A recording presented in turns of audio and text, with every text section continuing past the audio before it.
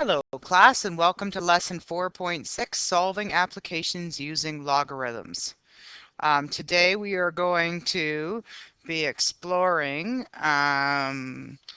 different ways to solve problems. Just remember folks, when you have in example 1, when it asks you to solve for when it asks you to solve for exponential functions, there's 3 ways. One, you can solve by graphing and finding the point of intersection, or the P of I. Okay. Method 2 is if you have a common base and you solve that way. And the third way is using logs or logarithms. All right. So for this example, you could have taken one equation, if you're taking a look for A, and you graphed y1 equals 4 to the power of x. Okay.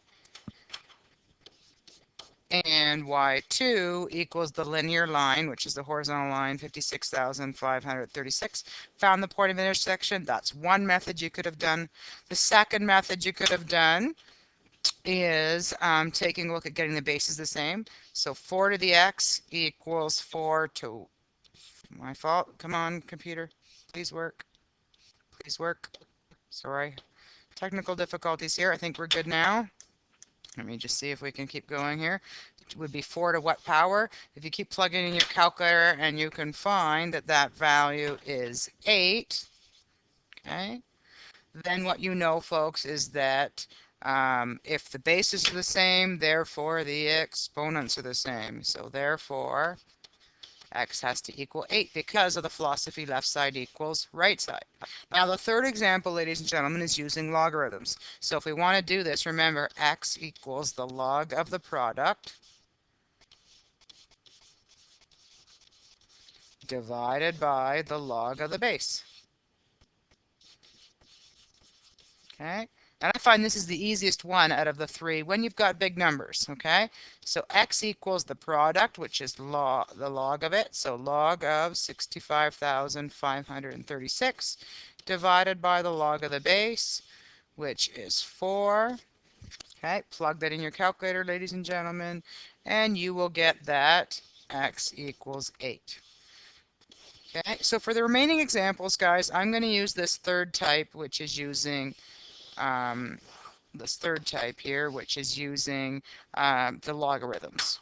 Okay, and just remember here, if I back up, second type here was if you get the common bases, and the first type is if you graph it. Okay?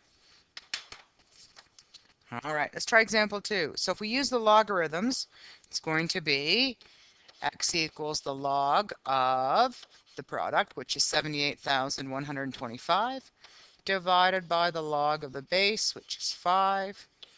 Plug it in your calculator and you're going to get x equals 7. Okay. Taking a look at this example, ladies and gentlemen, it is not simplified, so we can't use the log quite yet. What we want to do is get the base by itself, so we're going to divide both sides by 12. Okay, simplify that through and we get 50 equals 1.03 raised to the x. And now we can use logarithms. So now we go x equals the log of the product, which is 50, divided by the log of the base, which is 1.03. Okay, plug in your calculator, and in this case it's a decimal, folks, so we're going to say 132.35 if we round it. Okay. All right. So there's a little bit of warm up, a little bit of practice. Now we're going to get into some word problems, and I'm just going to pause for a second, guys. Okay, class, sorry about that interruption, folks. I just had a phone call there if you didn't hear in the background. So let's move on to taking a look at some applications where you might see logarithms used in the real world or exponential functions used to explain or model a case or a possible outcome.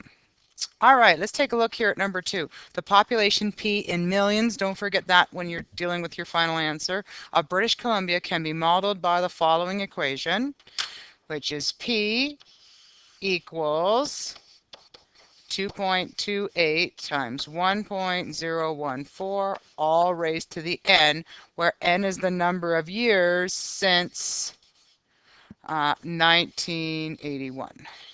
That's always important for n. Okay, assume this pattern continues, which means the growth rate stays the same. Determine when the population will be 4 million. All right, so just let's recap, folks, that this is the outgoing population. This is the initial population in 1981. This is the rate. Notice, ladies and gentlemen, that's greater than 1, so that tells me it's growing by 1.4%. So there's a growth of 1.4% per year, okay, since 1981. Okay, and now the question asks us to find when the population will be 4 million. So that's our n value. So we're going to sub in, let p equal 4, which means 4 million. Okay, so 4 equals 2.28 times 1.04 to the exponent of n. Okay, so when they're asking when the population, that means we got to find n. N equals question mark. Currently, we notice that n is attached to the base 1.014, but we also notice that currently that expression is being multiplied by 2.28. Let's do the opposite and divide by 2.28. Whatever we do to one side, we do the same to the other. Okay, so when we divide through, we want to keep all of our decimals because we don't want to round too early. So let's see how many decimals you have on your calculator. I've got 1.754385965 equaling 1.014, all raised to the n. And this is just like the third example we did in our warm-up here, folks. In order to find n, it's going to be the log of our product, which is this big number, 1.574. Well, it's not a big number in terms of value. It's just got lots of digits in it. All divided by the log of our base, which is 1.014. So plug that in your calculator, folks, and you're going to get n equals 40.43, if we say 2 rounded. Okay. So what does that tell us? That in 40 years, okay? So what do we have to count for is when. We've got to take 40 years and add it to the initial start year, which is 1981. So therefore, you're going to say in 2021, okay? So therefore, population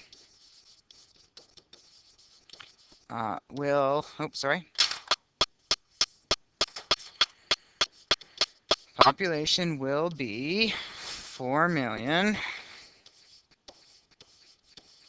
in 2021. Awesome.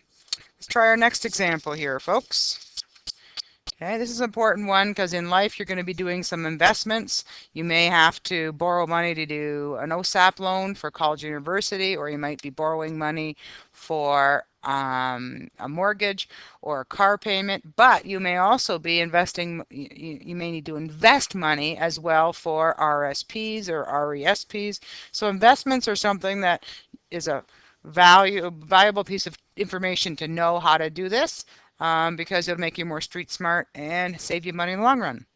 All right, so an investment of $3,500 earns 5% per annum, that means per year, compounded annually. So what do we know, folks? What do we know is there's a formula we use in financial math, and it's A equals P 1 plus I, all raised to the n. And in this, the amount is your final amount, the A. Okay. The P is what we call principal. I'll just pause it again. I guess the phone's ringing again.